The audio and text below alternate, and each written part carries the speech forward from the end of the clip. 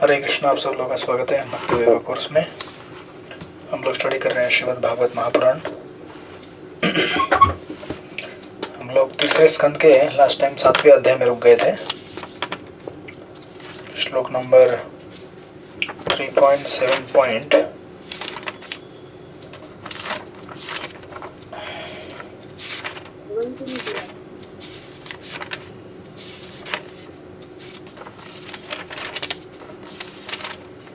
14 14वें श्लोक पे, राइट? 17 तक हो गया। ओह सॉरी, 17 तक हो गया। ओके।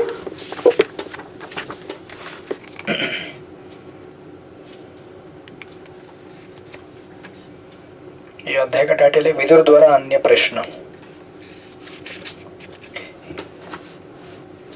ओके। यश्च मूढ़तमो लोके यश्च बुद्धे परम गतम तवोभो सुखमेदेते क्लिश्यन्ति अंतरितो जना। निकृष्टतम मूर्ख तथा समस्त बुद्धि के परे रहने वाले दोनों ही सुख भोगते हैं, जबकि उनके बीच के व्यक्ति भौतिक क्लेश पाते हैं। राइट। ये विदुर जी कह रहे हैं मैत्री ऋषि को।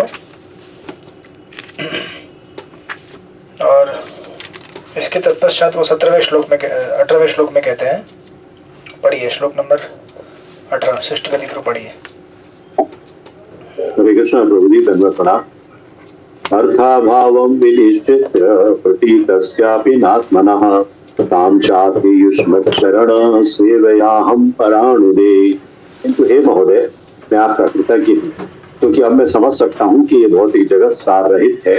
यद्यपि ये वास्तविक प्रतीत होता है, मुझे पूर्ण विश्वास है कि आपके चरणों की सेवा करने से मेरे लिए इस मिथ्या विचार को त्याग सकना संभव हो सकेगा।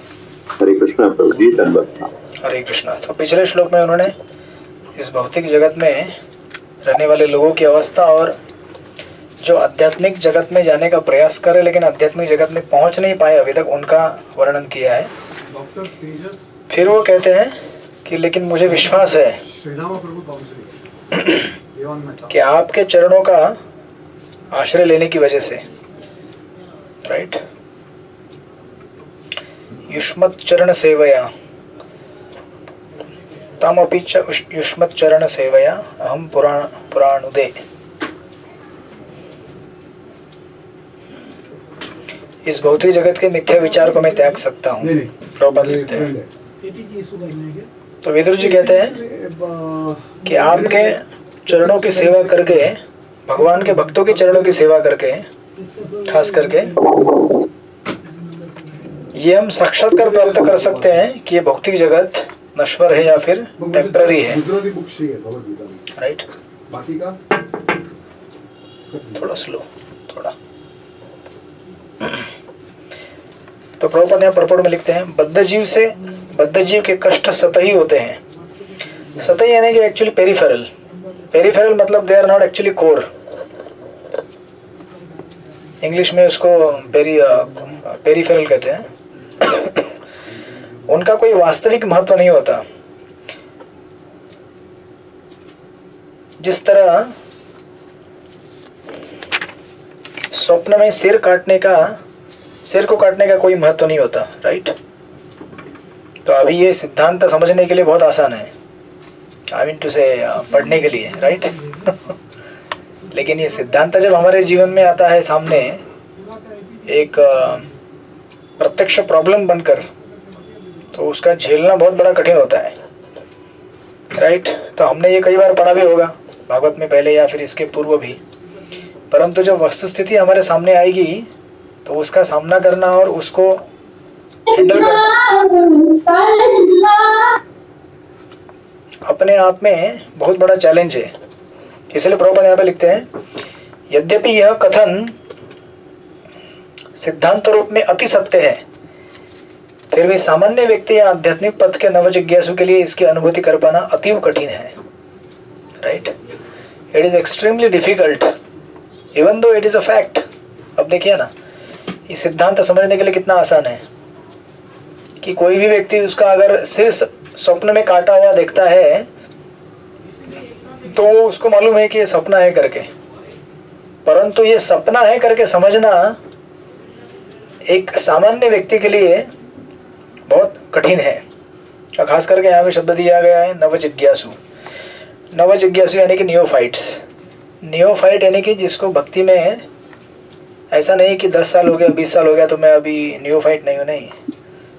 भक्ति में नियोफाइट मतलब हो सकता है एक पूर्ण जीवन भी बीत गया हो उसका, फिर भी नियोफाइट हो सकता है वो, राइट। तो अभी इसका उपाय क्या है? यहाँ पे उपाय देते समय विश्वनाथ चक्र ठाकुर और एक भक्तिविनोद ठाकुर का भजन है, आपने सुना होगा ये। वो कहते हैं भक्त सेवा परम सिद्धि प्रेम लतिकार मूल। इसका अर्थ है service to Vaishnavas doesn't lead to perfection. हम लोग क्या सोचते हैं कि वैष्णव की सेवा करने से हमें परम सिद्धि प्राप्त होगी, राइट। परंतु भक्तिविनोद ठाकुर कहते हैं वैष्णव की सेवा प्राप्त करना यही परम सिद्धि है। जिस समय हमें वैष्णव की सेवा प्राप्त हो, यह ना समझे कि परम सिद्धि अभी उसके बाद कुछ अलग प्राप्त होगी। और ये बहुत बड़ा भ्रम है हमारा। इसी भ्रम की वजह से हम लोग भक्ति में आगे बढ़ नहीं पाते। हम सोचते हैं कि जैसे हम लोग स्कूल कॉलेज में गए थे, तो स्कूल कॉलेज में हम लोग सोचते थे कि स्कूल कॉलेज में पढ़ाई करेंगे तो क्या होगा, कुछ और मिलेगा, ऐसे सोचा था ना हम लोगों ने। ऐसे पढ़ा था ना हम लोग दर्शन की शुरुआत जी, ऐसे पढ़ा था ना। स्कूल कॉलेज में पढ़ाई करोगे तो क्या मिलेगा, नौकरी मिलेगी अच्छी। अच्छा, तो जो नौकरी करता है अच्छा कमाता है उसको ये समझाया जाता है कि तुम नौकरी अच्छी करोगे तो तुमको, हरे कृष्ण, क्या मिलेगा? तुमको अच्छी छोकरी मिलेगी, अच्छा घर गृहस्थी मिलेगा। लेकिन जब नौकरी मिलती है, जब विवाह होता है, जब घर गृहस्थी होती है, तभी भी उसकी आकांक्षाएं पूर्ण हुई नहीं है और तभी भी वो सोचता है कि और कुछ मिलेगा क्या इससे आगे, क्योंकि जिस चाहत से वहाँ तक पहुँचा था वो अभी तक प्राप्त हुआ नहीं उसे। फिर वो सोचता है नहीं, और अच्छा नौकरी करोगे ना, और अच्छा पगार पाओगे, अच्छा खुश करोगे बीवी को, तो थोड़ा और कुछ और मिल सकता है। और बस इसी तरह से जीवन के अंतिम क्षण तक ये कथा और व्यथा का प्रसंग चलते रहता है कि यहाँ ऐसा होता है कि और कुछ पालू तो और मिलेगा, और कुछ पालू तो और मिलेगा, और ये चलते रहता है। क्योंकि यहाँ पे कोई भी चीज़ परिपूर्णता में प्राप्त नहीं होती है। और यही कॉन्सेप्शन लेकर अगर हम भक्ति में आते हैं तो हमें लगता है कि आज वैष्णव की सेवा करेंगे तो कल हो सकता है मुझे अच्छा पद मिलेगा, है ना सृष्टिपति प्रभु।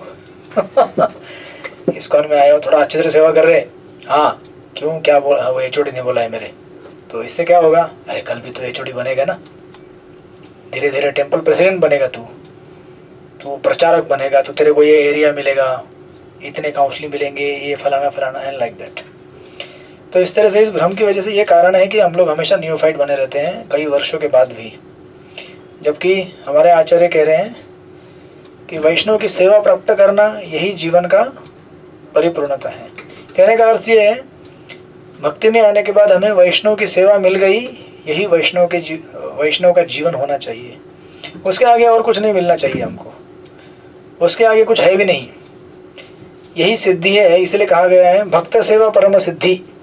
भक्तों की सेवा करना यही परम सिद्धि है और यही प्रेम भक्ति के लता का मूल कारण है, प्रेम लतिकार मूल। सो दैट्स व्हाई ये हमारी साधना नहीं है, ये साध्य है, राइट। अरे जन्म जन्मांतर वैष्णव की कृपा प्राप्त और सेवा प्राप्त करने के लिए साधना किया जाता है, राइट। वैष्णव सेवा साधना नहीं है, वैष्णव सेवा सिद्धि है। नहीं तो हम लोग क्या करते हैं, अगर हम उसी भौतिक जगत के मेंटालिटी में अगर भक्ति में आए हैं तो यहाँ भी वही सोचेंगे कि अरे कब खत्म होगा सेवा, कब खत्म होगा सेवा। सेवा खत्म नहीं हो सकता यहाँ पे क्योंकि यहाँ पे सेवा करने के लिए आए हो, राइट। ऐसा नहीं है कि सेवा खत्म होने के बाद कुछ आनंद मिलेगा, नहीं, सेवा ही आनंद है हमारा। सेवा करते रहोगे, यही आनंद है, यही जीवन है। जिस प्रकार एक परिवार में पति पत्नी रहते हैं, उनके जीवन का उद्देश्य क्या है, अगर समझो घर में बच्चे का जन्म हो गया, बच्चे की सेवा करते रहना, बच्चे को बड़ा करना, बच्चे को हंसते खेलते देखना, यही उनका जीवन होता है।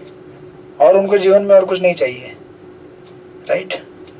अगर निस्वार्थ भाव से सेवा कर रहे हैं तो भक्ति में भी वही स्थिति है। जब हम भक्तों की सेवा कर रहे हैं तो उस भक्तों की सेवा से हमें और कुछ साध्य नहीं करना है। भक्तों की सेवा मिली है वही साध्य है, अदरवाइज हम और कुछ ढूंढेंगे तो फिर वैष्णव की सेवा हमसे निकल जाती है। और एक बार वैष्णव की सेवा निकल गई तो फिर माया हमें कभी भी पकड़ सकती है, क्योंकि बाकी जो सेवाएं हम करने जाएंगे वो सेवाएं खास करके कुछ पद प्रतिष्ठा पूजा लाभ या कुछ लाभ, चाहे भौतिक हो या आध्यात्मिक हो। आध्यात्मिक लाभ इन द सेंस की अपेरेंटली आध्यात्मिक दिखेगा बट वो आध्यात्मिक रहेगा नहीं, right. So that's how it is. यहाँ पे इसीलिए कह रहे हैं मैत्री मुनि, विदुर जी कह रहे हैं कि हो सकता है ये कठिन हो, राइट, लेकिन मेरे लिए कठिन नहीं है क्योंकि मैंने आपके चरणों का आश्रय लिया है। इसलिए प्रभुपाद लिखते हैं, किंतु मैत्री मुनि जैसे महान ब्रह्मवादियों के चरणों की सेवा करने से तथा उनकी निरंतर संगति करने से मनुष्य इस मिथ्या विचार को त्याग सकता है कि आत्मा को भौतिक क्लेश भोगना पड़ेगा। So even though it is a very extremely difficult realisation, लेकिन जब ये साक्षात्कार हमारे चित्त में प्रकट होगा कि वैष्णव के सेवा करने से कुछ भी असाध्य नहीं है, वैष्णव की कृपा अगर प्राप्त हो ऐसी कोई चीज़ नहीं है जो असंभव हो। कभी कभी भगवान भी डायरेक्टली आपको कृपा ना दे, या भगवान भी कंडीशन डालेंगे, डिमांड करेंगे, परंतु वैष्णव की सेवा अगर करें हम तो हमारे सारे मुक्ति के मार्ग खुल जाते हैं। इसलिए शास्त्रों में कई जगह कहा गया है, साधु संग लवमात्र साधु संग सर्व सिद्धि होए। थोड़ा सा साधु का संग, थोड़ी सी सेवा अगर आपने की है किसी वैष्णव की, राइट, जो प्रामाणिक वैष्णव है, जो भक्ति में आगे बढ़ना चाहता है, भक्ति के कार्यों में लगा हुआ है, आचार्यों की सेवा में लगा हुआ है, उसकी थोड़ी सी भी सेवा हमारे लिए बहुत बड़ा एसेट है। और उनकी सेवा के बगैर बाकी जो हम करते हैं, चाहे हम बहुत बड़ी उपलब्धियां क्यों ना प्राप्त कर लें, आप बहुत बड़े फंड कलेक्टर रहेंगे, प्रवचनकार रहेंगे, कीर्तनकार रहेंगे, मैनेजर रहेंगे, बहुत कुछ रहेंगे आप, लेकिन अगर वो वैष्णव सेवा के विचारधारा से नहीं किया गया तो ये सेवा ज़्यादा काल तक आपके पास टिक नहीं सकती, लाइक दैट। तो इस तरह से वो कह रहे हैं कि ये वैष्णव सेवा ही क्या है, हमारे जीवन की सिद्धि। इसलिए आप अगर भागवत में भी कई बार जाएंगे, श्रीमद् भागवत के कई प्रसंगों में, जैसे एक प्रेयर है, ये चतुर्थ स्कंद के 9वें अध्याय का 11वां श्लोक है, आई थिंक ध्रुव महाराज के प्रसंग का ये। ध्रुव महाराज जब भगवान से मिलते हैं, देखो ना भागवतम में जितने भी भक्त हैं जब वो अपने इष्ट से मिलते हैं तो यही कामना करते हैं कि मुझे आपके भक्तों का संग प्राप्त हो, ये नहीं कहते कि मुझे आपका संग प्राप्त हो। So this is the difference between a neophyte and a advance devotee. Neophyte क्या सोचता है, भगवान मेरे लिए सब कुछ है, भगवान मेरे लिए, भगवान तो है, परंतु भगवान भक्तों के संग में मेरे लिए महत्वपूर्ण है। बिना भक्तों के संग के सिर्फ भगवान प्रॉब्लमेटिक हो सकता है। इसलिए हमारे रघुनाथ दास गोस्वामी वो कहते हैं कि अगर मैं राधा कुंड में हूँ, लेकिन अगर राधा कुंड में मुझे भक्तों का संग नहीं है तो राधा कुंड मेरे लिए क्या लग रहा है, हरे कृष्णा, आपने सुना होगा, अजगर के समान लग रहा बोलते हो गोवर्धन एक अजगर के समान लगता है मुझे, बिकॉज क्या करेंगे आप, भक्तों का संग नहीं रहेगा तो। तो हमने ऐसे कई भक्त देखे हैं, भक्त मतलब कई ऐसे जिज्ञासु देखे हैं जो संग में आते हैं, लेकिन भक्तों को महत्व नहीं देते। वो खाली सोचते हैं कि भगवान मुझे मिल गए तो बहुत हो गया। भगवान का वास्तविक मिलना मतलब भक्तों के संग के साथ भगवान मिलना होता है। अदरवाइज हमारे अंदर अहंकार भी हो सकता है कि मुझे भगवान मिले भाई, आपको नहीं मिले हैं, या फिर हो सकता है कि हम भगवान की भक्ति से गर्वान्वित हो जाए, अहंकार पैदा हो, बहुत सारी चीज़ें हो सकती है। इसलिए यहाँ पे ये प्रेयर है, भक्तिम रूप प्रभुताम त्वयि में प्रसंगो भूयात अनंत महताम अमल शयानाम एनां जसो उल्बनम उरुवेसनाम भवाब्दिम नेशे भगवत कथा मृत्युपान मत्तम। ये ध्रुव महाराज कहते हैं, भूयाद अनंत महताम यानी कि ग्रेट डिवोटीज। ध्रुव महाराज कहते हैं कि I want the association of the great devotees, मुझे भगवान के महान भक्तों का संग चाहिए। ये 4.9.11 श्लोक है, चौथे स्कंद का 9वें अध्याय का 11वां श्लोक। वो कहते हैं your darshan katha is not relishable alone but in sang of devotees. अब सोचिए ना, ये भौतिक जगत में भी अगर आपको कोई चीज़ एंजॉय करनी है तो बिना संग के एंजॉय नहीं कर सकते ना। समझो किसी का बर्थडे, अकेले बैठ के केक काट रहे हैं, हरे कृष्णा उसमें क्या आनंद रहेगा। बड़े घर 10-12 डिवोटी रहेंगे, मतलब उसके साथी रहेंगे, वो केक काटेंगे, थोड़ा सा चिल्लाएंगे हैप्पी बर्थडे बर्थडे बर्थडे जो भी है, गाना गाएंगे, तो उसको भी थोड़ा आनंद आएगा ना। So without association there is no real enjoyment. और भक्ति के लिए तो ये बहुत ही फैक्ट है। और even at the stage of prema, जो अलग अलग स्टेजेस हैं, आदर श्रद्धा तथा साधु संग, फिर भजन क्रिया, अनर्थ निवृत्ति, निष्ठा, रुचि, भाव, प्रेम, इवन प्रेम के स्तर पे जाने के बाद भी भक्तों का संग मांगते हैं, जैसे ध्रुव महाराज रहे या प्रहलाद महाराज। इसलिए चैतन्य चरित्र में आप देखेंगे, चैतन्य महाप्रभु जो अपने भक्तों से मिलते थे तो मिलते ही उनकी आंखों से अश्रुधारा बहती थी, राइट। जमीन में लेटते थे और मूर्छित हो जाते थे। तो हम लोग ऐसा सोचते होंगे कभी कि सचमुच ऐसा होगा क्या, भक्तों को देख के मेरे आंखों से अश्रुधारा नहीं बह रही है, भक्तों के विरह से मुझे विरह महसूस नहीं हो रहा है, मतलब समझ जाने का कि अभी भी हम लोग प्रेम भक्ति के स्तर पे नहीं पहुंच पा रहे, या उस प्रसंग की तरफ बढ़ नहीं पा रहे, राइट। इसलिए आप देखेंगे बेड़ा कीर्तन में प्रतापरुद्र महाराज जब देखते कि कितने सारे भक्त वहाँ पे महाप्रभु को इन सर्कल करके कीर्तन कर रहे हैं, राइट, इतने सारे भक्तों का संग लेकर महाप्रभु चल रहे हैं, तब उनको समझ में आता है कि it is the perfection of my life is not to meet Mahaprabhu, वो तो है, मिलेंगे आप, अगर हमको राधा गोपीनाथ से मिलना है तो राधा गोपीनाथ से मिलने का प्रसंग जो है उनके भक्तों को मिले बगैर पूरा नहीं हो पाएगा। वैसे उनके पास उनके भक्तों से मिले बगैर जा भी नहीं सकते, और वहाँ पे जाने के बाद अगर आपको रिलीज करना है उनका दर्शन कीर्तन, तो भगवान के भक्तों के बगैर ये संभव नहीं होगा। और दैट्स व्हाई वैष्णव सेवा सिद्धि है, वो ऐसा नहीं है कि साधना है और फिर मुझे और कुछ मिलेगा, नहीं जी, वही साधना है आपकी, वही सिद्धि भी है, उसी में आपको सब कुछ प्राप्त हो गया है। So that's how he is saying, वहाँ पे कह रहे हैं कि आपके चरणों का मैंने आश्रय लिया है तो it is very easy for me to realise. बड़ा सुंदर श्लोक है ये। इसलिए जो गुरु का आश्रय लेता है, प्रगत भक्तों का संग लेता है, गुरु मुख पद्म वाक्य चित्तते करिए एक आरणा करी हम माने, इसलिए नरोत्तम दास ठाकुर कहते हैं। उनका और एक कोटेशन है नरोत्तम दास ठाकुर का, प्रभुपाद कई बार कोट करते हैं भागवतम में, आगे आएगा आपको बड़े प्रसंगों में दूसरे। छाड़िए वैष्णव सेवा निस्तारा पाए चकेवा, विदाउट सर्विंग डिवोटीज भगवान के धाम में जाना असंभव है, हमको मुक्ति नहीं मिल सकती। और प्रभुपाद का एक जगह पे एक परपोर्ट है, to think that we will attain perfection in bhakti without association of devotees is hallucination, sorry illusion. ये भ्रम है, बिना भक्तों के संग के हम भगवान को प्राप्त कर पाएंगे, ये ऐसे भ्रम में नहीं रहना चाहिए भक्तों को, राइट। अब ये कितनी महत्ता है इसके आगे उस श्लोक में कंटिन्यू करते समय बोलते हैं वो 19वें श्लोक में। विदुर जी पढ़िए, कन्हैया प्रिय माता जी आप पढ़ेंगे। हरे कृष्णा प्रभु जी, पांचन पढ़ा। देवया भगवता कूटस्थस्ते मधुदिता रतिरासो भविष्यति पादयो वैष्णवादना। गुरु के चरणों की सेवा करने से भगवान की सेवा में एक भाव उत्पन्न करने में समर्थ होता है, जो मधु असुर के कूटस्थ शत्रु हैं और जिनकी सेवा से मनुष्य के भौतिक क्लेश दूर हो जाते हैं। यस, हरे कृष्ण। तो उनको कंफर्म करते समय वो बोलते हैं आगे जाकर ये, राइट, कि गुरु के चरणों की सेवा करने से मनुष्य उन भगवान की सेवा में दिव्य अनुभूति प्राप्त कर सकता है।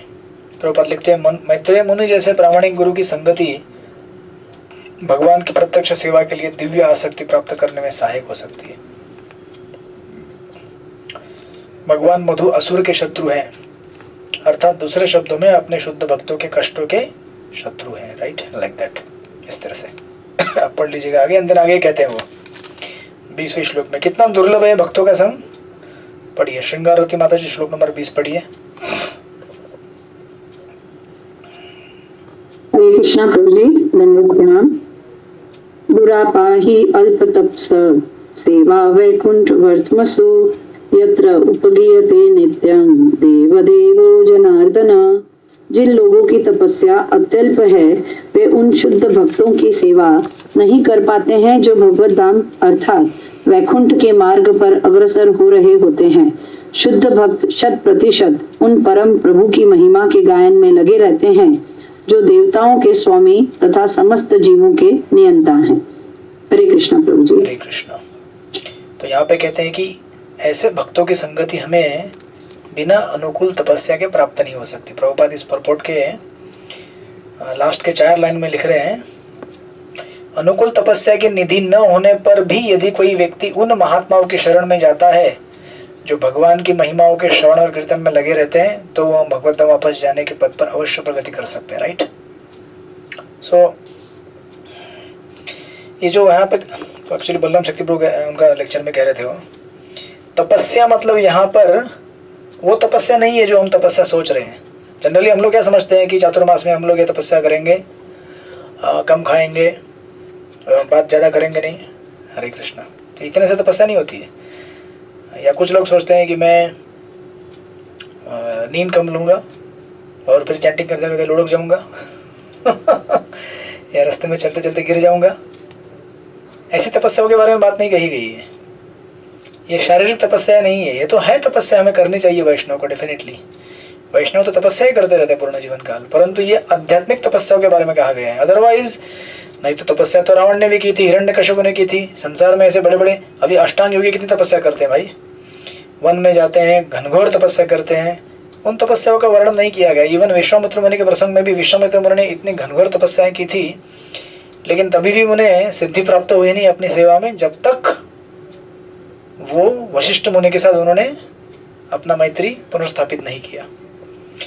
भक्तों के साथ वैर करके हम भगवान को प्राप्त नहीं कर सकते। राइट। जब आप भगवान के भक्तों के साथ स्नेह रखेंगे तो एक्चुअली यहाँ पे जो तपस्या कहा गया, तो इसको समझाने के लिए ऐसा कहा जाता है कि दिस इज नॉट दैट तपस्या। राइट। जैसे वो इसका लिटरल मीनिंग कभी लेना नहीं चाहिए। जैसे कभी बोलते हैं ना आप, वो हिंदी में कहा कहते हैं ना ऐसा, हाथ धो के पीछे पड़ गया। तो हाथ धो के पीछे पड़ गया, अगर लिटरल हिंदी लेंगे तो मतलब हाथ धो के फिर आपके पीछे पड़ गया, ऐसा है क्या? ऐसा नहीं होता है उसका अर्थ। सो लिटरली अर्थ नहीं लेना चाहिए, नहीं तो फिर हर किसी को हाथ धो के जाना पड़ेगा। हाथ धो के पीछे पड़ गया का अर्थ है कि वो मतलब इतना पीछे पड़ गया कि भाई छोड़ ही नहीं रहे अभी मुझे। उसी प्रकार यहाँ पे तपस्या का अर्थ होता है खास करके भक्तों के संग में होने वाली कठिनाइयों को सहन करके आगे बढ़ना, इसको कहते हैं तपस्या। इसलिए प्रभुपाद ने कई बार इस चीज़ को स्ट्रेस किया है। तो प्रभुपाद कहते थे कि your love for me will be shown by how you cooperate with each other. आप आपस में कैसे सहकार्य करते हैं दूसरे वैष्णव के साथ, इससे पता चलेगा कि आप मुझसे कितना प्रेम करते हैं। तो ऐसा नहीं है कि घर में अगर 2 भाई हैं तो आपस में चाकू लेकर मारामारी करते हैं। लेकिन पिताजी आए तो पिताजी आपसे इतना प्रेम करते हैं, आप इतना प्रेम करते हैं, लेकिन मैं वो भाई को, मेरे भाई को देख नहीं सकता, उसे मैं ख़त्म कर दूंगा। तो इससे पिताजी को आनंद कैसे होगा, कैसे हर्ष होगा उनको? पिताजी की इच्छा है कि दोनों जीवित रहें, अच्छे रहें और साथ में चलें। सिमिलरली प्रभुपाद या फिर हमारे जो गुरु बंदे हैं, आचार्य हैं, वो ये नहीं देखना चाहते कि 2 वैष्णव मिलकर आपस में एक दूसरे को मार रहे हैं, काट रहे हैं, पीट रहे हैं, या फिर गाली दे रहे हैं, वैष्णव अपराध कर रहे हैं। एक्चुअली प्रभुपाद ने जब संस्था का स्थापना की है, एक बहुत सिंपल प्रिंसिपल है भगवत धाम जाने के लिए, भगवान की प्राप्ति करने के लिए वैष्णव की सेवा करनी होती है। Right, that's it. वैष्णव की सेवा करने के लिए प्रभुपाद ने क्या किया, इस्कॉन संस्था सोसाइटी ऐसे बनाया, वैष्णव को जन्म दिया। तो अभी करना क्या है हमको, हम एक वैष्णव एक साथ हम रह रहे हैं, 10 वैष्णव है, 15, 20, 30, 40, एक दूसरे की सेवा करनी है बस। हरे कृष्णा। एक दूसरे की सेवा करके हमको सिद्धि प्राप्त हो जाएगी, दैट्स इट। और कुछ नहीं करना हमको। मेरे सामने एक वैष्णव है, उस वैष्णव की मैं सेवा करूं, और दूसरा वैष्णव ये भी सोचे कि वो वैष्णव है, मैं उसकी सेवा करूं, बस दैट्स इट। वैष्णव की सेवा करने से ही हमको सिद्धि प्राप्त होती है। अब ये ना सोचे कि मैं बहुत बड़ा मैनेजर बन जाऊंगा इस्कॉन संस्था में, मैं बहुत बड़ा कीर्तनकार, प्रवचनकार, या फिर मैं बहुत बड़ा कुक, डीटी ड्रेसर, और क्या उपलब्धियाँ हैं, इतनी उपलब्धियाँ है ना, और कुछ ज़्यादा है नहीं। लोगों को लगता है कि मैं कितना बढ़िया ड्रेसिंग करता हूँ, नहीं, मेरे जैसा कोई है नहीं डीटी ड्रेस करने वाला। अरे मेरे जैसा कोई आवाज़ निकालेगा ही नहीं कीर्तन में, मेरे जैसा प्रवचनकार कोई है ही नहीं, मेरे जैसा मैनेजर कोई है ही नहीं, बस हो गया, और इससे आगे क्या करोगे? बस इतनी सी चीज़ों को लेकर अगर आप सोचेंगे कि मैं महान वैष्णव बन गया हूँ तो बहुत बड़ा भ्रम है ये। हाँ, आप अगर सेवा भाव के मूड में कर रहे हो तो हमको सिद्धि प्राप्त होगी। अब सेवा तो कुछ भी हो सकती है। एक छोटे से वैष्णव को अगर आप 2 प्रेम से शब्द कहें, ये भी बहुत बड़ी सेवा है, राइट। इसलिए एक्चुअली वो चैतन्य चंद्र एक जगह पे कहते हैं कि भक्ति में लोगों को लाना कठिन नहीं है। नए नए प्रीचिंग करना आसान है कि कठिन है? बताइए सृष्टिपति को। नए नए प्रीचिंग, नए भक्तों को जोड़ना कठिन है कि आसान है? बहुत कठिन है नए भक्तों को जोड़ना, नए भक्तों को जोड़ना, क्योंकि वो जोड़ना नहीं चाहते, हम उन्हें जोड़ना चाहते हैं। चलो फिर मैं इसके ऊपर जोड़ देता हूँ। नए भक्तों को जोड़ना कठिन है, लेकिन जो ऑलरेडी भक्त है उनको टिकाए रखना बहुत कठिन है। हाँ, वो एक अलग बात है, लेकिन नए को जोड़ना, लेकर आना उनको और जुड़ाए रखना वही सेकंड स्टेज वाली बात है जो अभी आपने कहा। यस कि उनको वहाँ मेंटेन रखना, that's the most difficult thing. Yes, शादी तो करा सकते हो, लेकिन शादी टिकाए रखना नहीं सकते। हाँ, शादी टिकाए रखना बड़ा कठिन है। शादी करने से पहले बहुत उत्साह रहता है, बहुत बड़े सपने रहते हैं, दिल के अरमा आंसुओं में बह गए हो जाता है बाद में। क्योंकि जिस उम्मीद से आता है वो होता नहीं, क्योंकि वो दुनिया उसके लिए बनी है नहीं। इसलिए ना शुरू से अगर हम लोगों को ये ट्रेनिंग ना देना कि हम आप यहाँ पे क्या करने के लिए आए हैं, सेवा करने के लिए आए हैं, ये ट्रेनिंग अगर ना देना शुरुआत से, बहुत कठिन जाता है बाद में भक्तों को मेंटेन करना। इसलिए आप फॉलोअर के चक्कर में मत जाना कभी भी कि अरे मेरे सत्संग में 200 लोग हैं। 200 लोग कैसे? क्योंकि सब लोगों को हम इतना पैम्पर कर रहे हैं, इतना लड्डू पेड़ा खिला रहे हैं। नहीं, आप भले 50 लोग रखो या 20 लोग रखो, लेकिन उनको पहले से समझाओ कि इधर हम सेवा करने के लिए आए हैं, इधर कभी मतभेद भी हो सकता है, उसको सहन करने के लिए आए हैं, राइट। तो ये टिके रहेंगे, लाइफ टाइम तक टिके रहेंगे। नहीं तो आपको दूसरा साइड बताता हूँ इसका। पहले उत्साह में बहुत सारे लोग ले लेते हैं, ये सोचकर कि काउंट, देखिए संख्या ज़्यादा होना ये लक्षण नहीं है कि आपका प्रचार अच्छा हो रहा है। जो भी आया है वो टिके रहता है और अच्छे से टिके रहता है, ये लक्षण है कि आपका प्रचार अच्छा हो रहा है। कन्फ्यूजन में मत रहिए, भ्रम में मत रहिए कि मैं मेरे सत्संग में 500 लोग आते हैं तो फिर बहुत बढ़िया है, बहुत बढ़िया है। जरूरी नहीं है, वो 500 लोग आपका कल अर्थी उठा देंगे। वो 500 लोग आपके खिलाफ विद्रोह कर देंगे कल। तो ऐसे कितने सारे केसेस इस्कॉन में देखे आपने यार सृष्टिपति को। जिसको खिलाएंगे पिलाएंगे प्रचार करेंगे वही कल आपको खटिया खड़ा कर देगा आपका, क्योंकि उसको ट्रेनिंग नहीं मिला है कि यहाँ पे आप सेवा करने के लिए आए हो, यहाँ पे आप ऐसी तपस्या करने के लिए आए हो जिसके बल पर ना केवल आपको गुरु की कृपा प्राप्त होगी बल्कि भक्ति में आगे बढ़ते रहोगे। और वो तपस्या है वैष्णव के संग में रहना। अच्छा, तपस्या क्यों है? जबकि वैष्णव के संग में रहना तो इतना प्लेजरेबल है, आनंददायी है। ऐसा इसलिए क्योंकि अभी भी हम लोग क्या हैं, हम सब इम्प्योर हैं। अभी भी कुछ अनर्थ मेरे अंदर भी है, कुछ अनर्थ आप सबके अंदर है। ऐसा नहीं बोलूँगा, आप सब शुद्ध हैं। लेकिन अगर आपको किसी के अंदर अनर्थ दिखे तो अनर्थ सहन करने पड़ते हैं ना, तो हम एक दूसरे के अंदर टॉलरेट करके आगे चलते हैं, राइट। और जो टॉलरेट नहीं कर सकता वो टिक नहीं पाता है फिर यहाँ पे। तो इसलिए राधा स्वामी महाराज हमेशा कहते हैं ना, ये माफ़ करना सीखो लोगों को, क्योंकि आप अगर माफ़ नहीं करोगे तो आपको भी कल कोई माफ़ नहीं करेगा। क्योंकि ऐसा नहीं है कि आप परफेक्शन में हैं, आप गलती नहीं करेंगे, गलती हर कोई करेगा। तो आप अगर आज सोचो इसने गलती किया, इसको अभी यहाँ से संस्था से निकाल दो, नहीं, ऐसा नहीं है। उसको एडजस्ट करो, अकोमोडेट करो, राइट। इस सेंटर में फिट नहीं होता है दूसरे सेंटर में भेज दो, वहाँ सत्संग में फिट नहीं होता दूसरे सत्संग में भेजो। बिकॉज आया है वो बेचारा, समहाउ आया है, लेकिन ट्रेनिंग दो अच्छा उसको, राइट। सो दैट्स यहाँ पे जब ये कहा जा रहा है कि ऐसी तपस्या, राइट, के बल पर, वो तपस्या है भक्तों के संग में रहने की तपस्या, right. That's how. So now इसके बाद, इतना कहने के बाद, अप्रिशिएट करने के बाद हम लोग और 10 मिनट लेंगे, राइट, करेक्ट, 8-10 तक। अब इतना बताने के तत्पश्चात, अप्रिशिएट करने के बाद, मैत्रेय मुनि द्वारा विदुर जी को, कि विदुर जी विदुर जी के द्वारा मैत्रेय मुनि को कि कितने महत्वपूर्ण है आप, आपकी वजह से कितना आसान है, राइट। भक्ति करना और भक्ति में आगे बढ़ना। इसलिए गुरु हमारे लिए बड़े इंपॉर्टेंट है, भगवान से पहले हमारे लिए गुरु इंपॉर्टेंट है, राइट। ये कहने के बाद फिर वो अपने क्वेश्चन का सीरीज यहाँ पे स्टार्ट करेंगे आगे आने के बाद, राइट, धीरे धीरे। सो नाउ वो यहाँ से बोलना चालू करते हैं। श्लोक नंबर 21 से पढ़िए, श्लोक नंबर 21। हरिप्राण प्रभु पढ़िए 21 नंबर।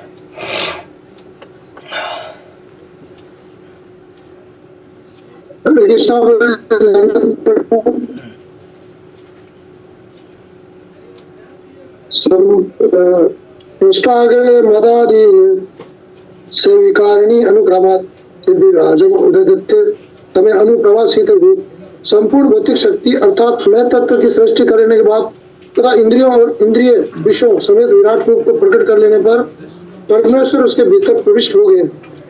यस, नाउ ये एक रिकैप देंगे वो काइंड ऑफ, और इसके बाद प्रश्न पूछेंगे, राइट। सो ये लगभग जाएगा श्लोक नंबर 42 तक जाएगा, राइट। सो हम लोग स्ट्रेट पढ़ते जाएंगे इसको, इसका ये नहीं पढ़ेंगे हम लोग, श्लोक नहीं पढ़ेंगे, अनुवाद पढ़ते जाएंगे, ठीक है, एक एक करके 1 बाय 1। अगले 5 मिनट में 10 मिनट में हम लोग इसको पूरा करेंगे और फिर इस चैप्टर के एंड में जाकर फिर अगले क्लास में हम लोग नेक्स्ट क्लास चालू करेंगे, नेक्स्ट चैप्टर। सो आप लोग ये आपको पहले पढ़ चुके हैं आप लोग क्रिएशन का पार्ट, इसको खाली मैत्री मुनि विदुर जी रिकैप कर रहे हैं, कह रहे हैं कि इस तरह से होता है। फिर क्वेश्चन ऐड करेंगे अपने, पहले अपनी समझ भी देंगे कि मैंने ये सुना है, समझा है, इस तरह से ये होता है करके। नेक्स्ट 22 नंबर पढ़िए, अनुकंपा शक्ति माता जी अनुवाद पढ़िए 22 नंबर का।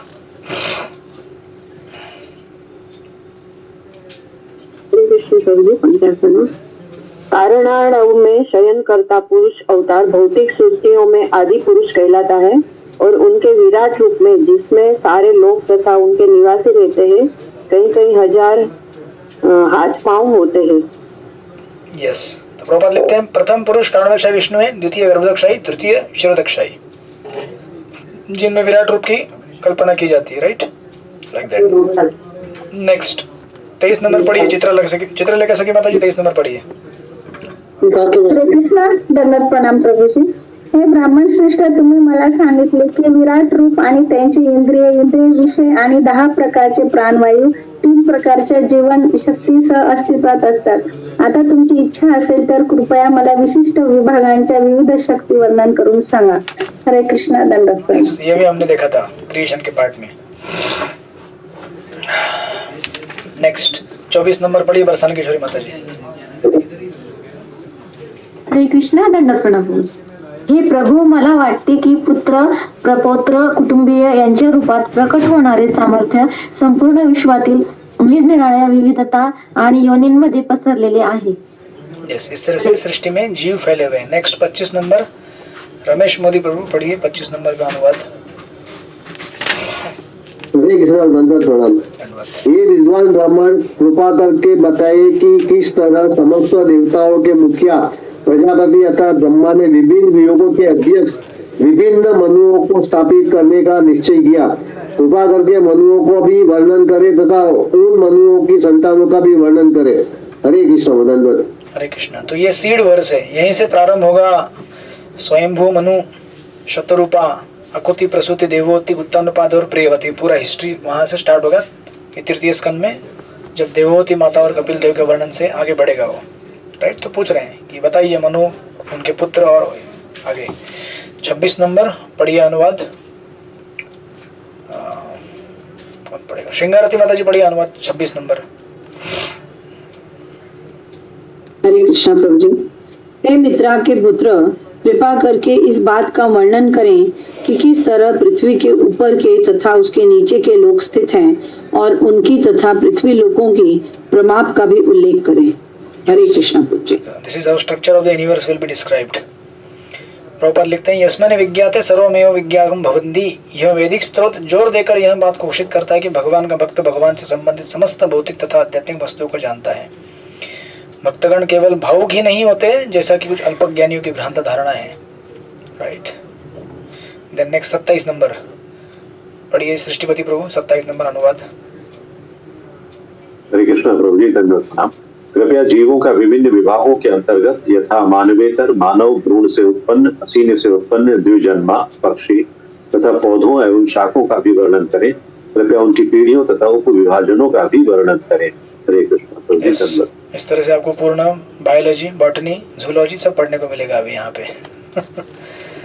तो आपने स्कूल के दिन याद कर लेना हमने क्या पढ़ा था उल्टा पुल्टा और सही क्या है, पूरा करेक्शन यहाँ पे होगा। देन 28 नंबर 28 नंबर चलिए वापस रमेश मोदी प्रभु अनुवाद पढ़िए 28 नंबर का।